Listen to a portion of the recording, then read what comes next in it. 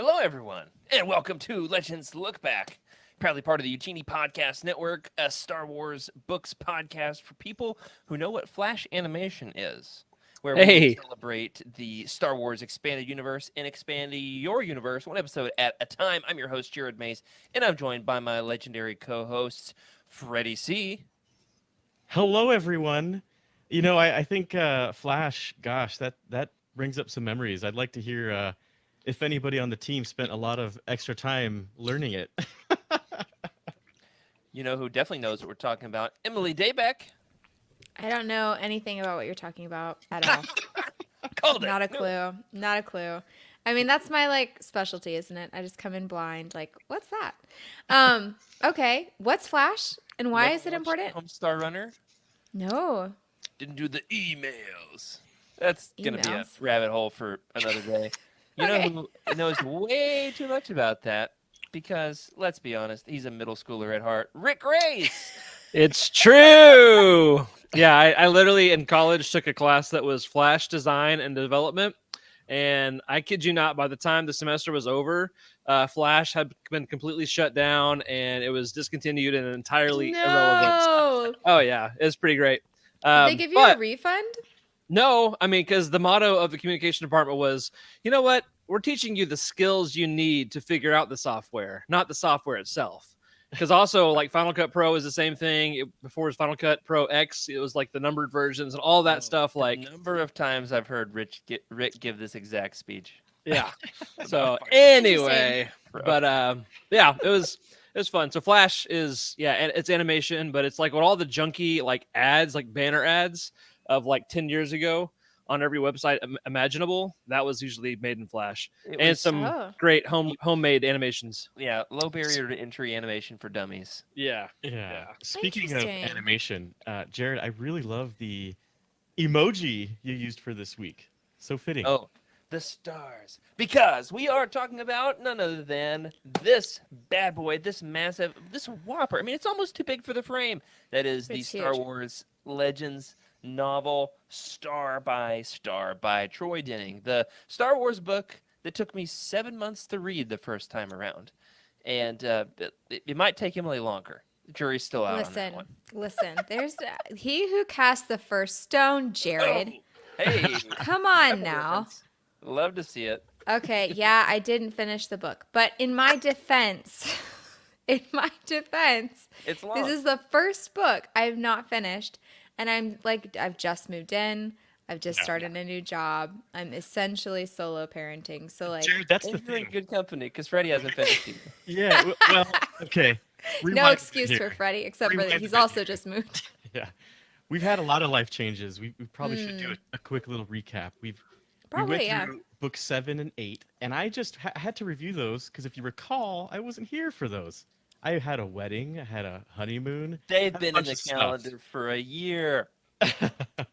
So I reviewed 7 last week and 8 as well late last week, and I finished the abridged audio today, and I got about better than 7 hours of the normal audiobook, AI driven There audiobook. you go. The rope. The So rope. I'm okay right now.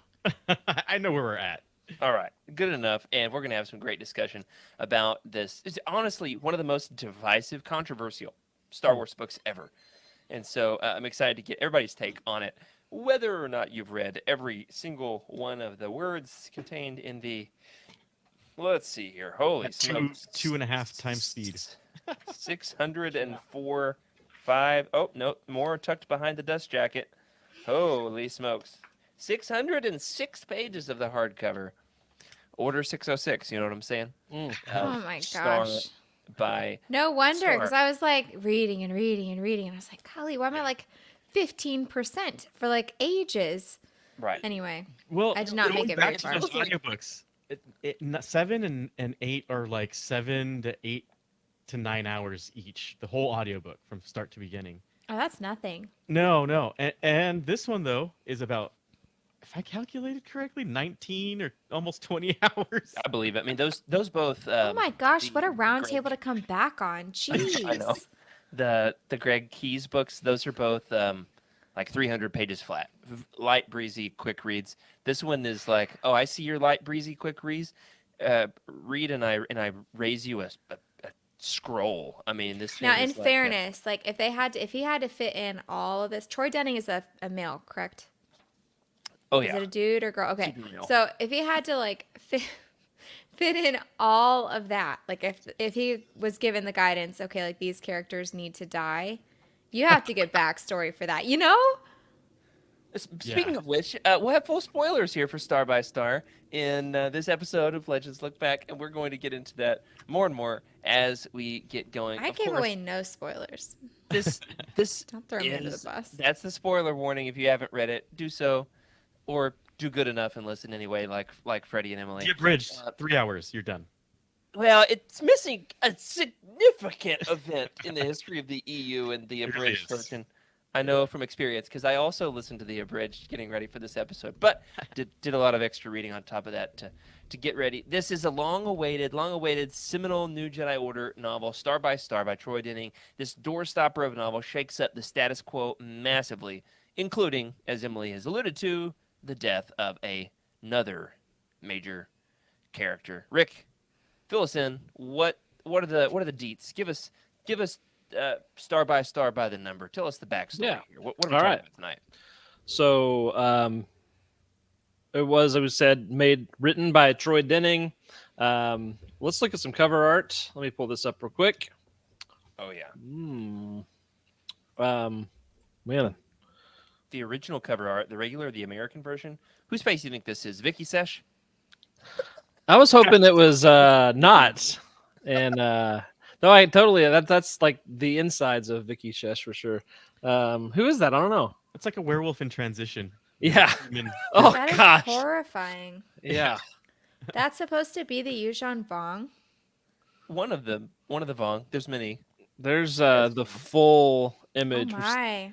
That is That quite looks a better. composite. That is The quite a pink and composite. purple. I do love the New Jedi Order wraparounds in the American, but let's be honest, Yeah, guys. The I like the Japanese whole covers are goated. This Yes. is quite possibly the best one. Ooh. Oh man, those Vornskers, or what are they called? Yes, The Voxyn? Voxyn. Yeah, What's it call me?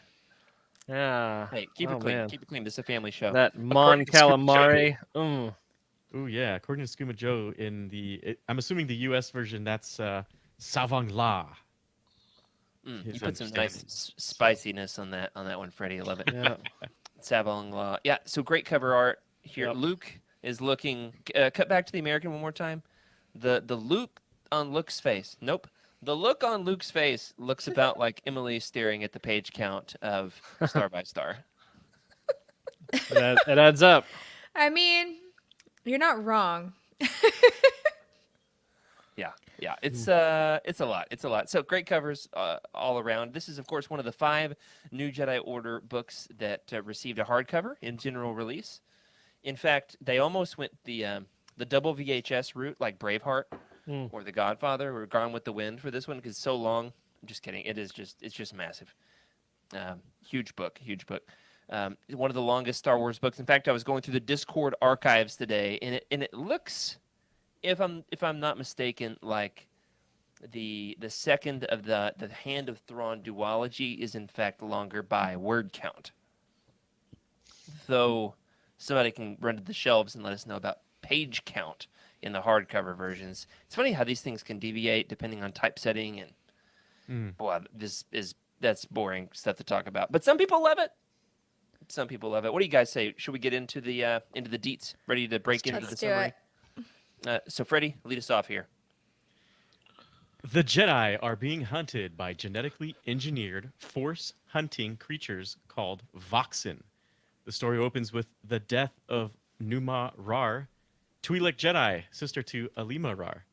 With help from Jedi Master Silgal, the Jedi discover a secret behind the voxyn. They're modified from the Vornskers native to Merkur. What's more, they're all cloned from a single specimen, the Voxyn Queen. That is trying to. There you go. Who's next? That was my original internet handle was Voxyn Queen.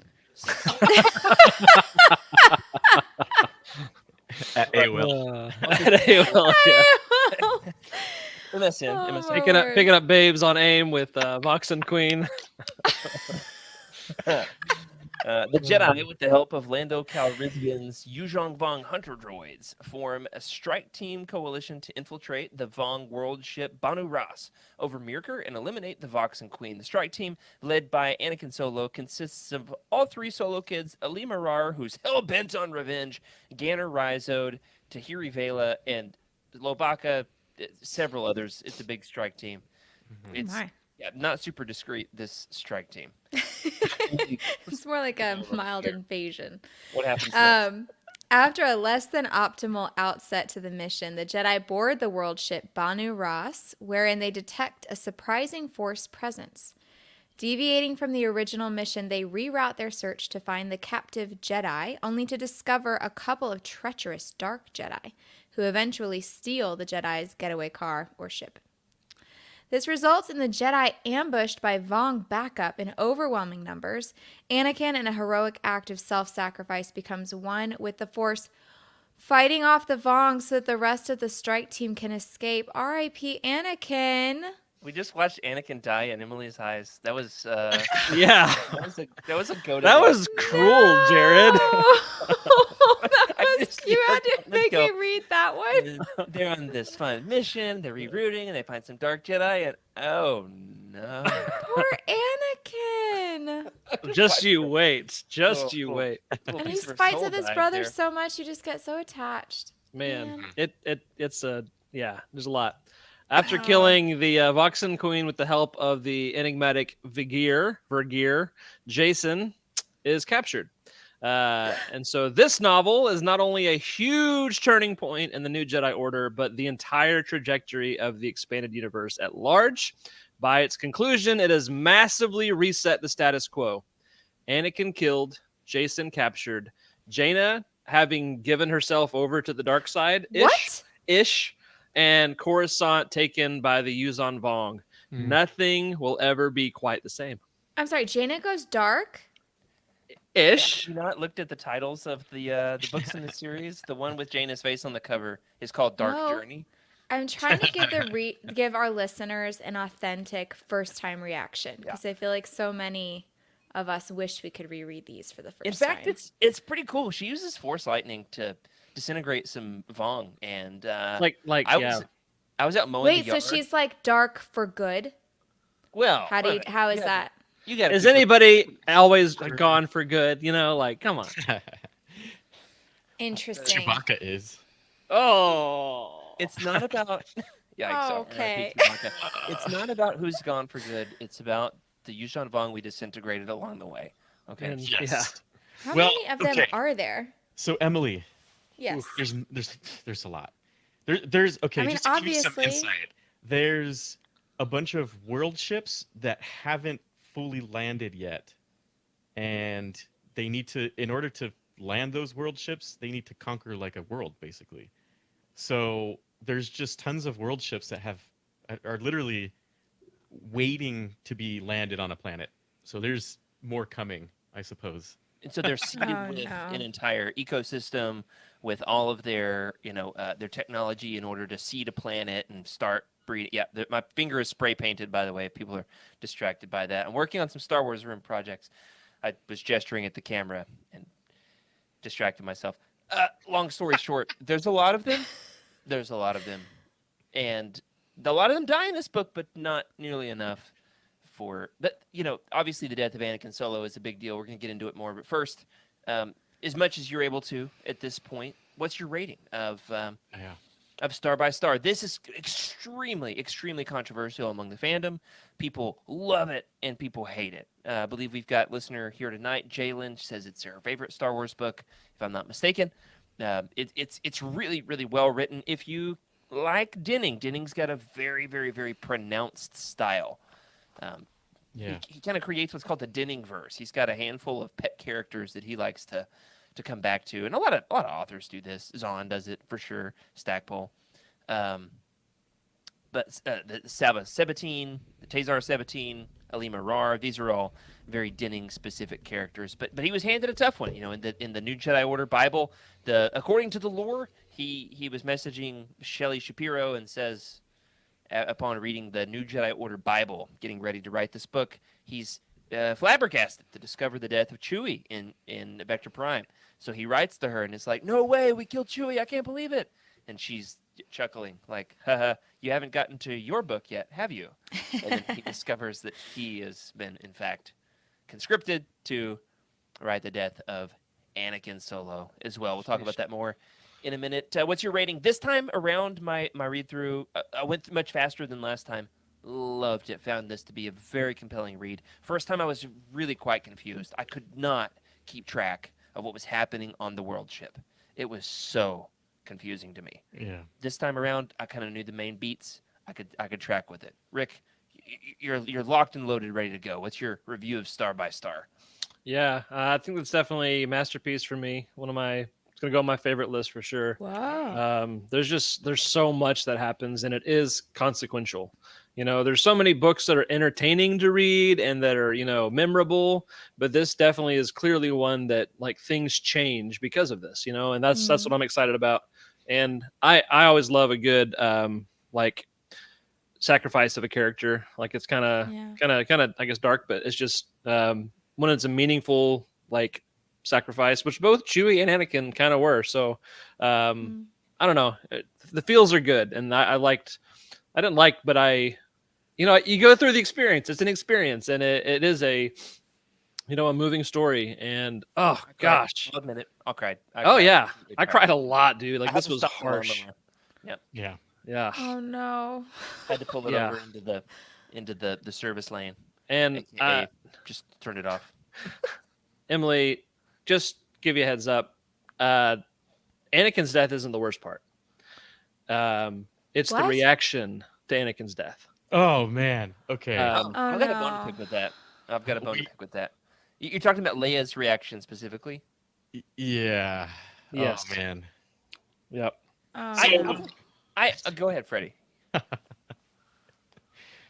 I sort of want to give a rating first before we go to a specific clip. So Yeah. Give your rating. Man, this one really hits you in the feels. Right before this, we've got what is it? Rebirth. I think we've got Rebirth, right? Edge of Victory, Rebirth, the Edge of Victory 2. And in that one, there was a bit of chaos, and in the end, the baby was born, right? And we got to see it, in my opinion, like the true light side of the Force through Luke's perception.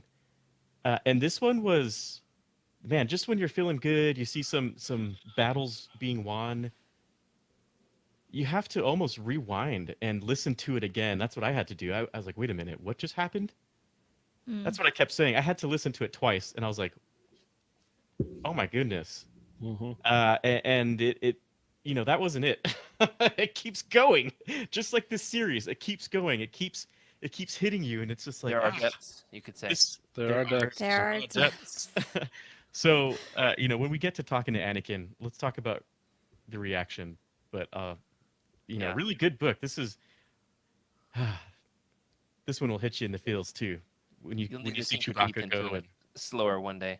Yeah, it's a hard one. On the reread of the New Jedi Order. Once Penelope's in college. All right, Emily, your review thus far of New Jedi Order. No, I will not give a review to a book which Okay. I have not read. All What's right. your review, Jared? Yeah, this time around it was incredible, borderline masterpiece. Yeah. Okay. Really, the way he wove a lot of things together. It's a fun adventure too. It's just fun. It's so different than the other New Jedi Order books. Starts off with the Vornskers, which like ties back into Zahn stuff, which I love the original Thrawn trilogy with a passion. And so it's like, and they're bred from the Vornskers over. Yeah, these are the voxyn, bred from Vornskers from Mirkor, and I'm just like, I'm here for it. I love it. And then Anakin's like, we got to go kill the queen. Yes, we got to go kill the queen. That's awesome. We need a strike team. And then Lando's like, what have we here? And he's got these stupid droids, but they like kind of make it where They're the super Jedi- cool they can droids. compete more with the Vong now because Yeah. they don't have that debilitating deficiency where they can't detect the enemy through the forest and they can cut through the coral armor the Vonden crab armor. It's so stupid. I love it. It's And crazy. they all have Lando's voice, right? What have we here? Yeah, Well. of course. Chewbacca. They all speak like Lando, which is so dumb. And then like there's so many twists and turns where things don't go well, and it's gut wrenching and action packed. And Yeah. wow, the scene where Anakin dies is quite possibly one of the most poignantly well written scenes in all of Star Wars. I've got it queued up Oh my right here, page goodness. 454. If you're following along at home in the hardcover. A plasma ball roared through the Grashel door and set fire to a 20-meter swath of cloning vines. Anakin charged back toward the melted membrane, miniature forks of lightning dancing off his arms and legs. The force swirling through him like fire, burning more ferociously every moment. He was completely filled with the strength of the light side now. His injured body could hold on no more. The energy was burning its way out of him, consuming a vessel too weakened to contain it. It's so good. It's so good. Love it. It's Yeah. great. I suggest reading this part because, Rick, now that we're here, I'm going to toss you over to the abridged audiobook. Yes, and And- this is a little bit later, and Not too much later. Like reaction. Yeah, you're right. Sorry, it's reactionary. It's like the next later, chapter, another chapter. Yeah, but So it Fair ends. The listeners, the abridged audiobooks are not regarded super highly by the fandom. right. Perhaps here's why. But this will Right. make you. This will might turn a dark moment. Well, we'll see. Yeah. She did not seem to realize he was there. Her eyes were rimmed in red, and her tears were pooling on the floor. And the only thing Han could get out of her was a long, The Bothan general continued to repeat, "Princess Leia! Princess Leia!" Lando came into the room and, ignoring the comm unit, put a hand on Han's shoulder. "What is it?" Han shook his head and looked to the Nogri. "Lady Vader was speaking with General Ba'atra." You're cursed for that, man. Cursed. The ghost of Anakin Solo, his blue glowing, is gonna be right behind you, mid-live stream, haunting you for doing that. It's a poignant moment. The death of her son. Not quite up there with the Wookiee with the speech impediment. No, like this. What's funny is I almost clipped that exact same moment because I have like a computer reading it, but mine has a Scottish voice, and so somehow it was moan and Scottish. Like it was. I need to get you the Snoop Dogg voice. Oh. Need to get the Snoop Dogg on Speechify to read it. Yep. Oh man. Oh my goodness. Wow. fix that I later. actually, on a conceptual level, have a bone to pick with that scene. People are talking about it in the chat. Yeah, Jalen says, "Oh gosh, I didn't think I was going to laugh watching this episode." We have to undercut the tragedy with humor. Sheesh. I've got a bone to pick with this. Leia reacts strongly, very emotionally to the death of her son. She feels it through the Force. And it's beautifully written. It makes sense. It's logical. It's emotional. I get it. Maybe I'm heartless. My problem with it is the source material in A New Hope. Leia does not react to the death of her family on Alderaan. She instead consoles Luke when his mentor of 2 weeks dies. She takes that like a very strong. I imagine that she has a breakdown later, like it all catches up to her after the Death Star blows up and after the medal ceremony. I imagine it all catches up to her in my headcanon. But isn't that here like it's an opposite reaction, so it's not true to the character is my problem. I disagree. Go for it. Please do. So at this point, they're midway through a brutal, bloody war. They have already encountered so much loss. I think that this is her finding her limit. It's like I think, like the stages of grief, or like when Alderaan happened, she didn't even know that was possible. So she was like, I think heavily in the denial stage. And this was like a young Leia. Like she hadn't experienced a ton. yeah. And so, but this is Leia after having like I feel like Children. also too, the grief that you experience for a child is much deeper Through the and more Force. profound Yeah. through the Force Man. than the grief that you feel for like the family from which you came. Mm. Like it is more personal I don't know because that we she can was quantify there. that. Maybe I think not, so. but in my I- opinion, Mm. I see it. Like I see where Yeah, she's at, That's and logical. I've she's lost a at her parent. limit. It's not good. Ugh, yeah. Yeah. No, I've definitely. not- I'm not but I've saying not that. lost a child either, which might feel worse. Mm. But I see your argument. My headcanon on this is that honestly, George Lucas, it's kind of a deficiency of A New Hope that Leia doesn't mourn the loss of her family. But I consider she's, that like but in the same sense, Luke doesn't mourn the loss either. You know, like he doesn't sense the loss like Obi-Wan Kenobi does. You know, and so like I think it's Luke and Leia not being attuned to the Force because they're not trained yet. I think that's something that you just like. she knows her you know, planet is blown up and her parents were on it. but she doesn't. I see. Your issue is the reaction, not the Force ability. Right. And so I she see. doesn't react emotionally to the death of her family in A New Okay. Hope. And I consider that a deficiency on George Lucas's part.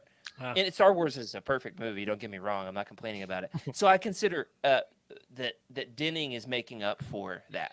I think he's writing a much more logical, emotional response to the death of a child, which makes more sense than what happened in the original. But the fact is that both are Star Wars, so Yeah. Okay. they don't quite mesh for me.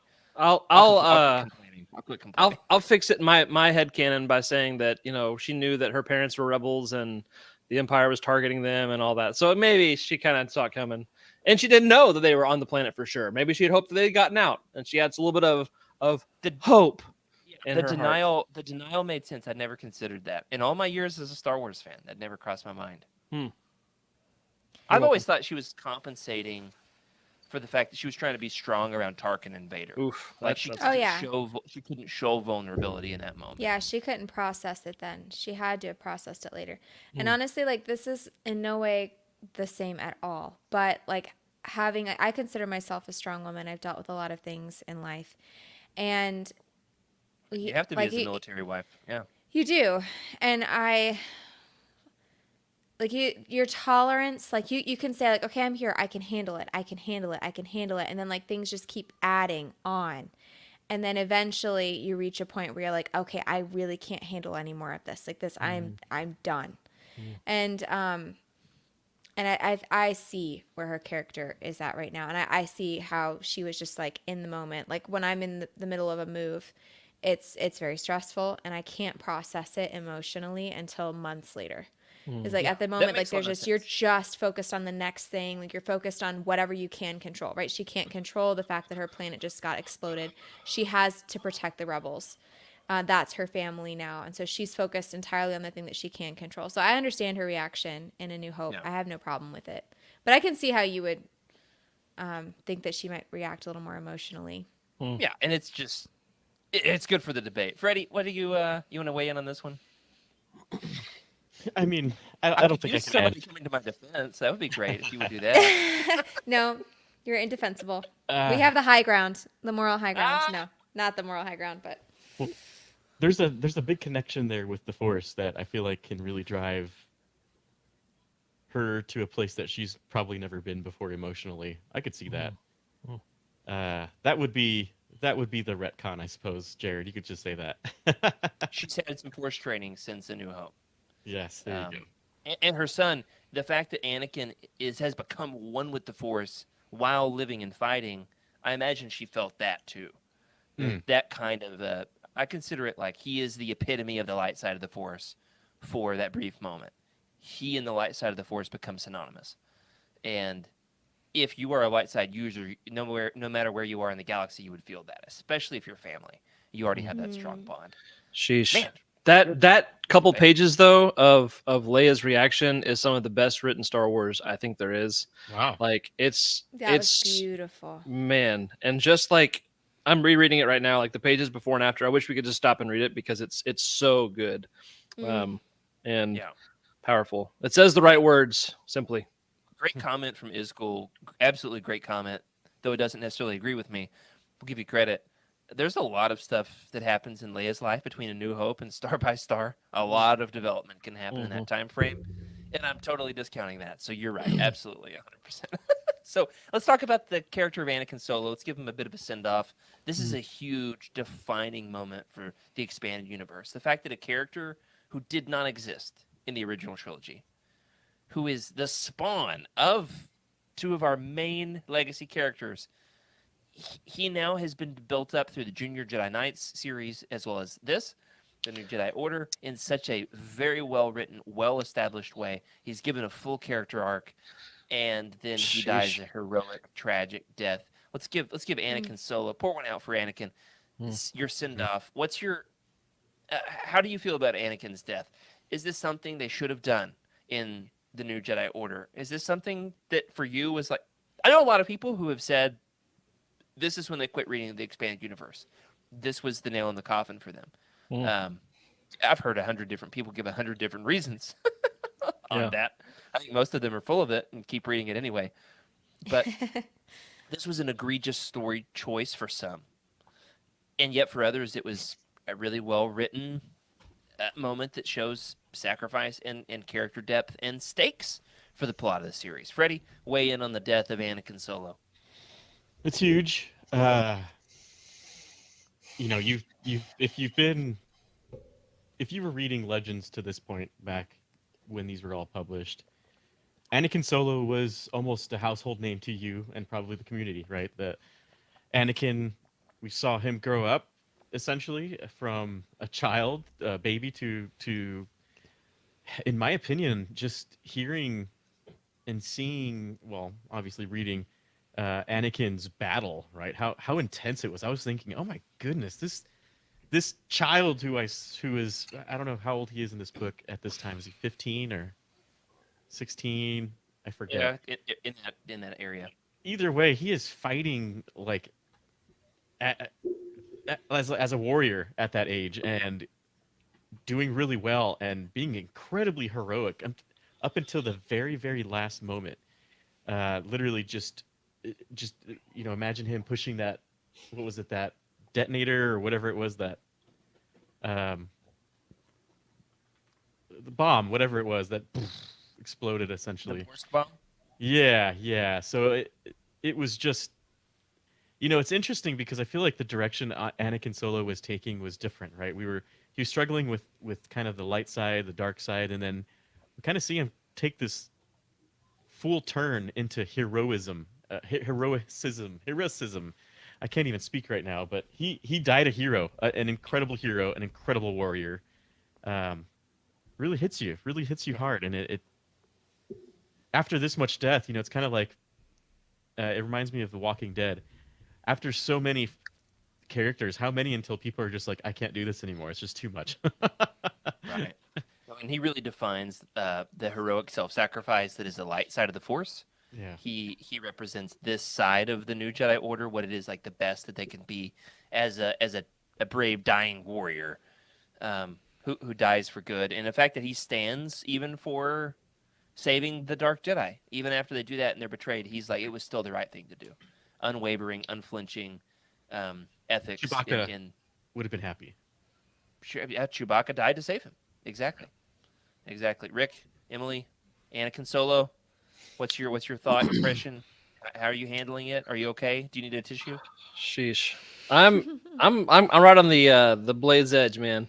Yeah, you had me read all of the Junior Jedi Knights, and so I was like, yeah, Anakin, Tahiri, woohoo! And then just to see that, and man, like I haven't had enough of Tahiri processing her grief either.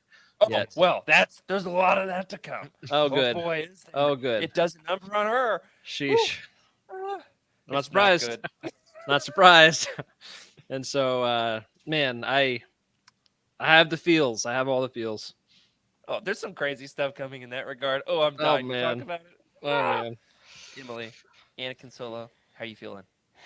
Well, since I didn't get to that part, I don't know. It feels a little bit abstract to me because I didn't read it firsthand yet. You're still in the denial stage. I'm still in the denial stage, yes. But I will say I love the emotional arc that reading can take you on. I feel like even though I hate it, I also love to like feel that depth of emotion, you know, to and to experience a true loss. Because I feel like in Star Wars, especially in canon, I feel like characters mostly don't really die, you know. And so like I think it's rare because readers really don't like it as a whole. So I think it's really precious when we do find a really well written, well executed death of a main character. And I do actually, I value that because that's beautiful writing, and it's a hard choice that they have to make. And I think that the story as a whole benefits greatly when we have to do this kind of thing. So, I we look talk- forward They to can reading make it you myself. It can make you love a fictional character this much. Oh yeah. Yeah, and it like almost like anchors that character in your heart. Where like if they continue to live, like, you know, you either like die the hero or you live long enough to see yourself become the Well, hang villain. on to that thought. I was about to- Okay, Okay. Yeah. Well, go on. just in this book, can we talk about the other death that kind of is a happy death? Sure. Yeah. So during the capture of Coruscant, it's chaos. There's all kinds of back and forths, and one of the first things you're going to go after is the head of state. And so Borsk doesn't run, and he kind of just sits at his desk, waits for the enemies to come, and then blows himself up and takes like a mile block or something with him. And Whoa. yeah, it was kind of like 5,000 new Yuzhan Vong who die in the explosion. yeah, Oh and my it goodness. wasn't that big of a drop in the bucket, but it still was okay. Respect, man, for the way you went out after being such a dingus for so much of the the storyline. But Yeah. It's interesting, Rick, you bring this up because, right, Jared, you mentioned that we've hated Borsk forever since the You love X-Wing. to hate him. He is Yeah, the you love to epitome of hate you love to hate him. Yeah. Yeah, but he really, in his conversations with Leia, it seems like he always had the path, and he's very risk averse essentially, and very self.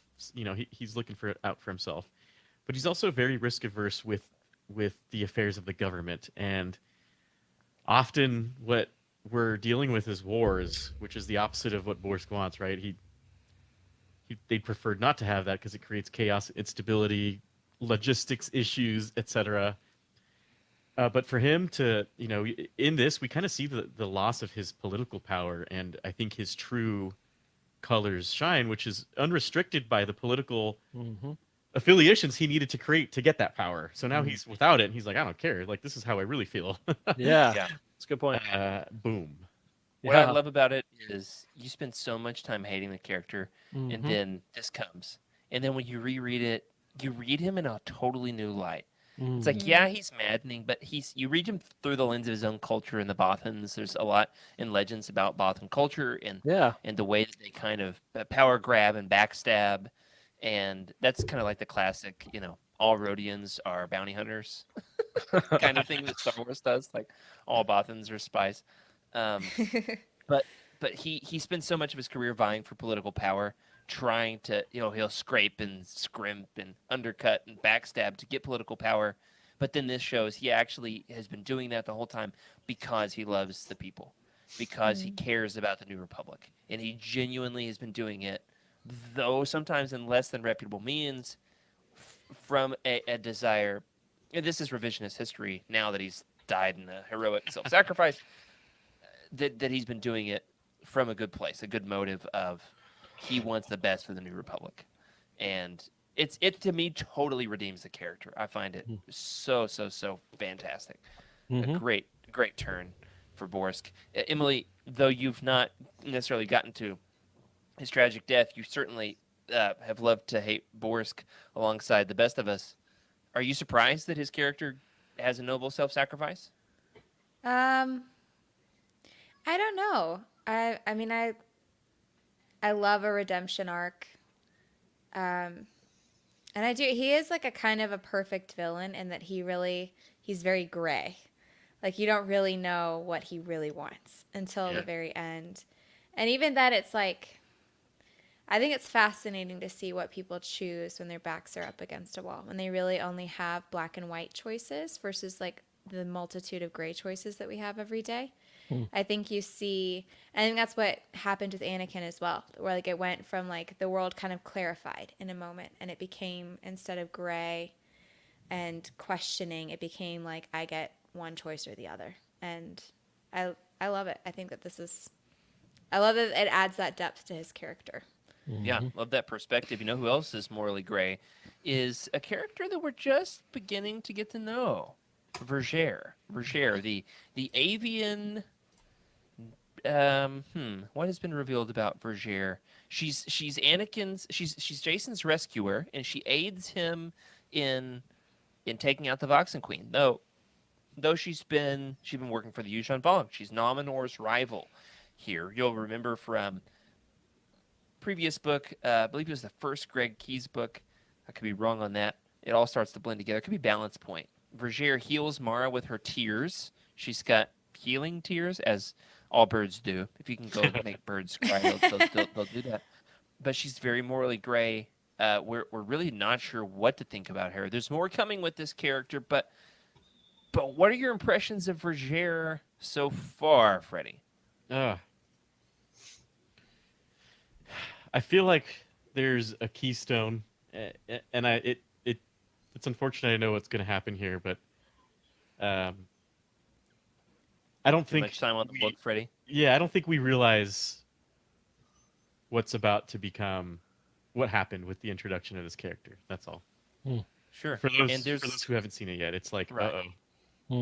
There's also some what are those things called where retcons? Yeah. Where there's an established chronology, and then later we find out, oh, there was actually more to the story. So she's kind of a character that you can kind of craft your headcanon around what you think, your conspiracy theory, and then there's also what's on the page. What's on the page so far has been, it's been mysterious. Rick, how are you feeling about Vergere? Yeah, I definitely don't trust her. I think being a okay, so like chaotic question mark. Is she good or is she chaotic bad? You know, like I don't know. But she's definitely causing enough chaos to be doing something. And and sometimes she's friend, sometimes she's foe. And so I don't know, what to believe about her yet. She has her own agenda. We just don't know what it is. Exactly. That's a good way to say it. Yeah, absolutely. And even with all of Legends being written and over at this point, for now, theoretically, question mark with an asterisk, I still personally am not 100% sure my judgment on Vergere, other than very interesting character, really great wrinkle into the new Jedi Order, because up to this point you've got Jedi, and then you've got brutal invaders from another galaxy. And so having someone that's somewhere else on this spectrum is a lot of fun. You know who else is a lot of fun and a unique contribution to Star by Star are the Voxyn, the genetically engineered, what were the Jedi hunting? What are they? Dinosaur, six-leg dinosaur, crocodile, spider, beasts. Okay, so I thought when I read the description, in my head, it was some sort of massive evil fire ant. And that's what I had pictured running around. And then I looked up the pictures later. I was like, wow, I was way off. I like that, though. I like that. I was thinking thinking it makes sense. They spit that weird acid stuff. Yeah. I was picturing gosh. what is it? Nexu or Neku, okay. like from Attack of the Clones. Like furred mammalian kind of creature, that powerful tail and like a lioness kind of thing. That's what I was imagining. So this was interesting. I prefer my version. I like that it's the Yuuzhan Vongified heir to the Empire creature. So it's like Darth Barney. Darth Barney. It's up there with Hot Dog. Darth Barney? Darth Barney.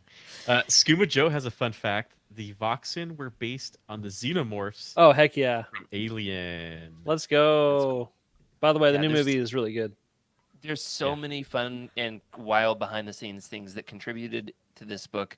In fact, the fact that this book exists in a cohesive, coherent form at all, if you want to call it that, some people would beg to disagree, is remarkable because, of course, in the original story pitch for the New Jedi Order, and there's a lot about this out there. You could dig deep in the Essential Reader's Companion on the book, the New Jedi Order interview that's in the back of, I believe, Unifying Force. There's a lot of sources here, but this death was not supposed to be Anakin in the original pitch, the original draft for Star Wars. Anakin for the New Jedi Order. Anakin Solo was supposed to be the hero of the series. George Lucas didn't like that there was an Anakin Solo when he was trying to make the prequels. He said, kill him off. This is a George mandate. And they had to rework the entire series around this tentpole moment. Which leads me to the question, who killed Anakin Solo? We're going to settle it once and for all. Is it, in column A, in one corner, George Lucas killed Anakin Solo? 2, did Troy Denning kill Anakin Solo? 3, in your opinion, did Yuuzhan Vong kill Anakin Solo? Or 4, did the Force kill Anakin Solo? Perhaps you could say the Voxyn killed Anakin.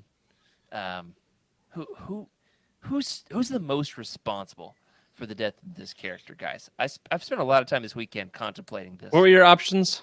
G-level canon, man. George Lucas comes in like Right. the moon that crushes Chewie and says, Oof. kill him. Kill Yeah. him. I rework your entire series around this. I don't want Anakin and a character named Anakin being the hero of this series. Take him out. And so You had George. Troy Denning, Oh, Troy Denning. Okay. the Yep. Yuuzhan Vong, the Voxyn, or perhaps even the Force. The Force is ultimately he disintegrates into the Force, right? Yep. Or did they retrieve his body? I can't remember. We've got a ticker. Yes, he's got categories. my He's got goodness. a scoreboard. I'm ready to He's got go. a scoreboard. Wow. This is officially legal record at this point, so we will close the case after this. I think it Okay. was George. All right, 1 point for George. Emily, why? It sounds like something he would do. Yeah. And it makes sense because I feel like they were teeing Anakin up to be like to have this big debate and then to ultimately choose a side and maybe even change sides. Like I felt like his was like a slow burn kind of arc where like he was there, but it like they were teeing him up, I thought. Oh, sorry. So it would make sense. And then also it makes sense that George would only want one Anakin. But I also see why writers would want a different Anakin with a different ending, Sure. to kind of redeem the Darth Vader storyline. So I think it was George. Yeah, that's it. All right, we got a great comment. We're gonna count all the comments in the chat on the scoreboard just for fun to Okay. get these numbers up higher. So Fulcrum 47 says red and yellow together. I'm colorblind, so I don't know which ones those are. All right, there we go. And we got the Force and George. We can count 2 points for. We got a vote for Troy from Is School. Love to see it. Fun George Lucas fact while our fans vote in the chat. I've got a buddy that I work on bikes with at the nonprofit I volunteer with. He used to be a cabinet maker in Chicago. He did the cabinets in George Lucas's house in Chicago. Wow. Yeah, he did George's cabinets, and he said what they would do is they would do a great job. They would spend weeks making the cabinets. They'd do the cabinets. Melody, his wife, would come in, and she would say, I don't like it. Tear them all out. And then George would say, tear them all out. Start over. And they would tear them all out and start over. And this happened over and over and over and over for a whole year. That's insane. I was like, what's your impression of George Lucas? He's like, oh, he was just quiet. Melody was the one calling the shots. So I was like hanging on his every word. I was like, Bill, tell me more. Tell me more. Telling him faster, more intense. Okay, all right. So the tallies are trickling in.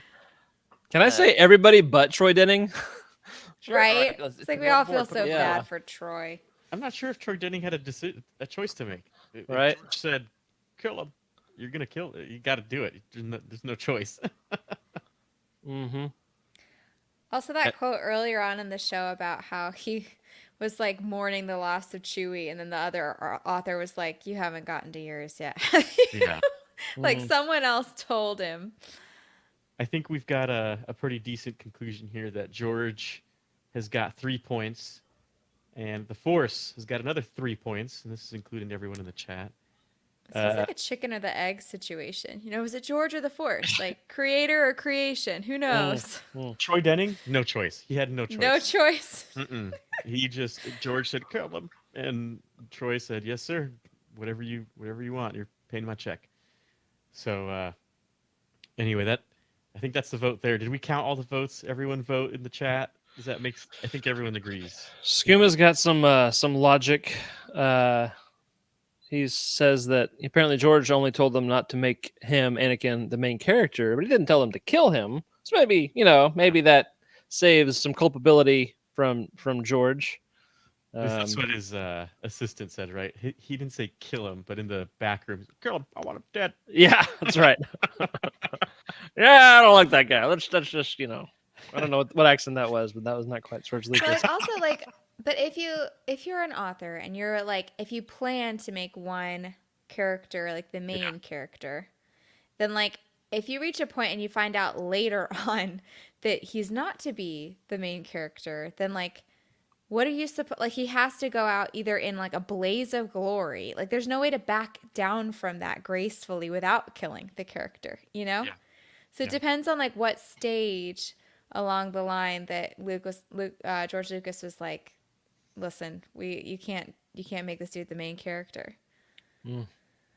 I say we sit on it for a minute, see if we get some inspiration or any other votes. Oh my gosh. Did Troy come for Jared too?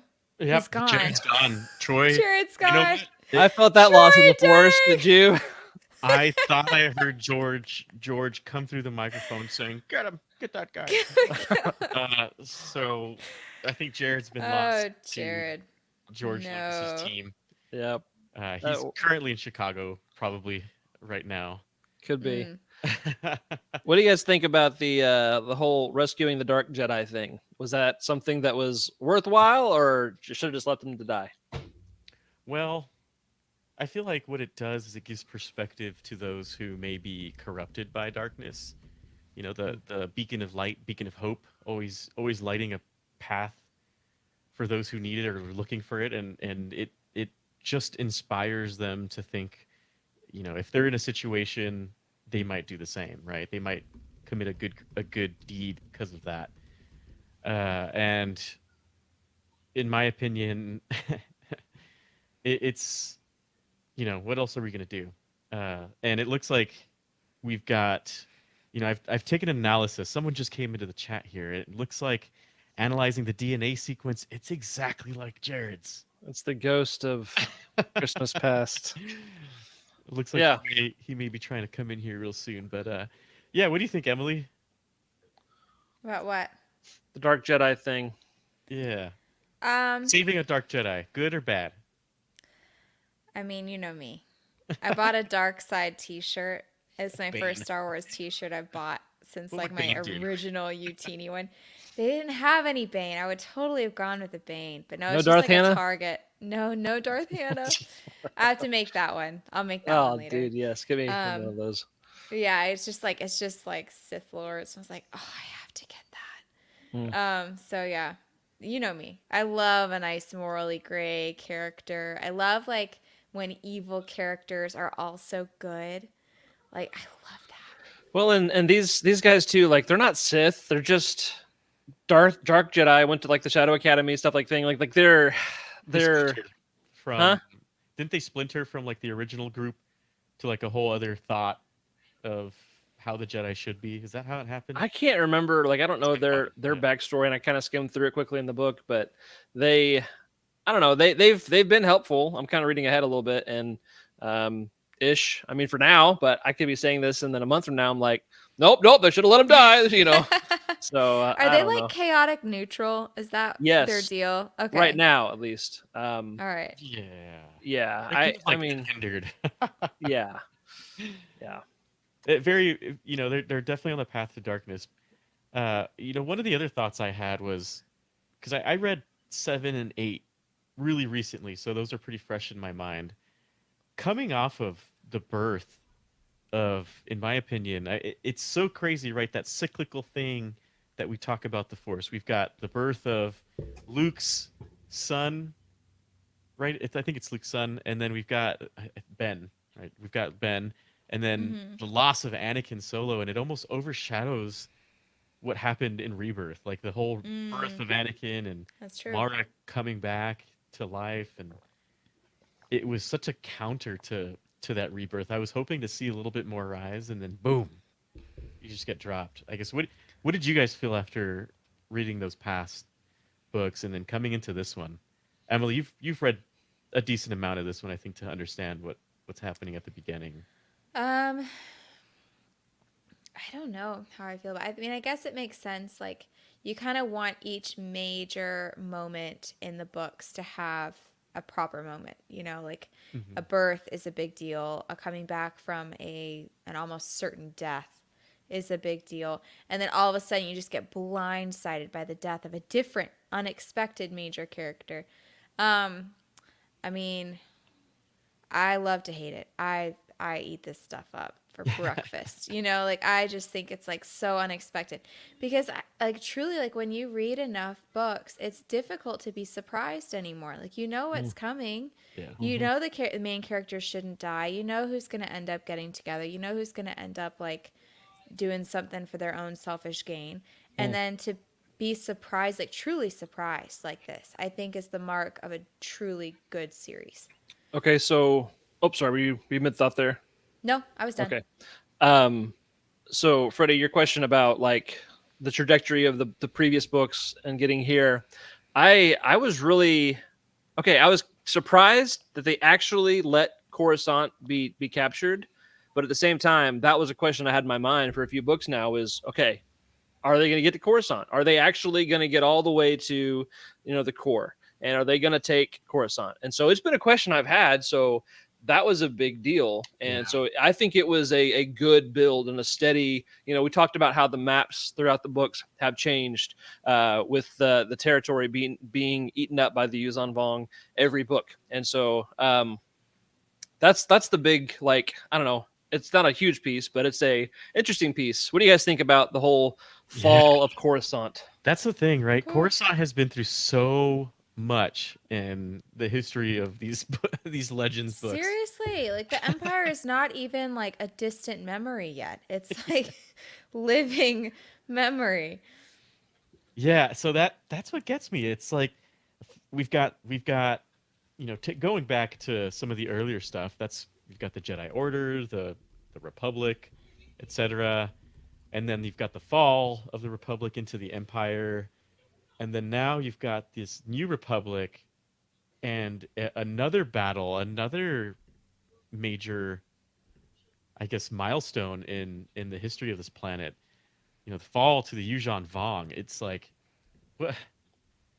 we've lost not just a couple of, in my opinion, pretty major characters in Legends, but we're also completely lost on this planet too. And it's like, again, how many times is going to happen? Yeah. Yeah.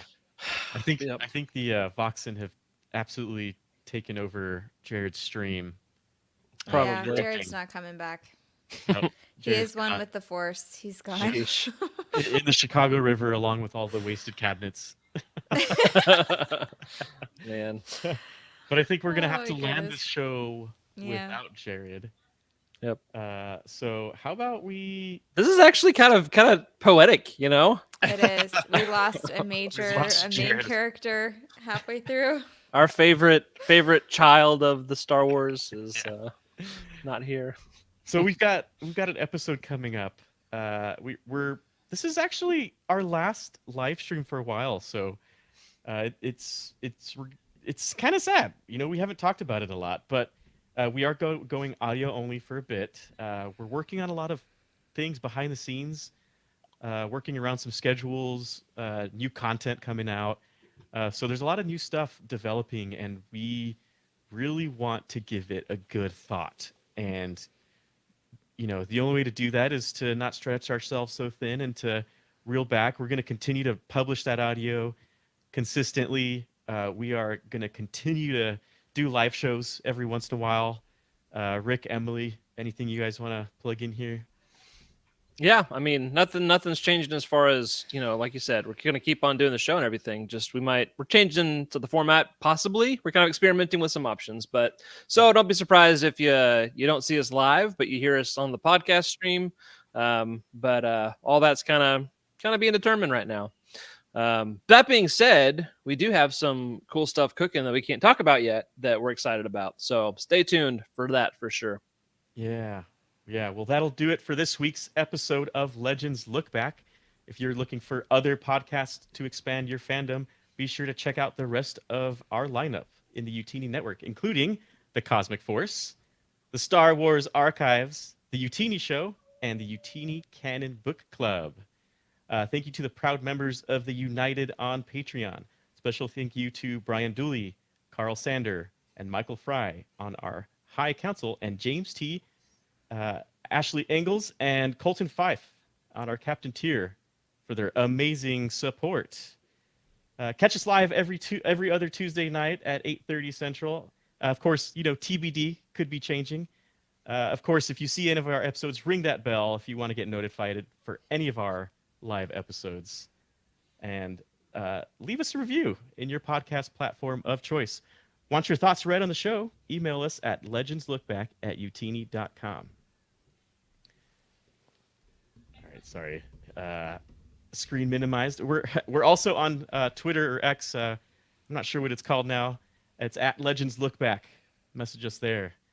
Let's keep the party going and hop on over to Discord, where we're continuing the conversation with other Utinians about this week's episode.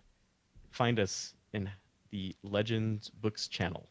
All right, that's it for us. Keep exploring, keep sharing, and let's keep on expanding the universe together. May the Force be with you.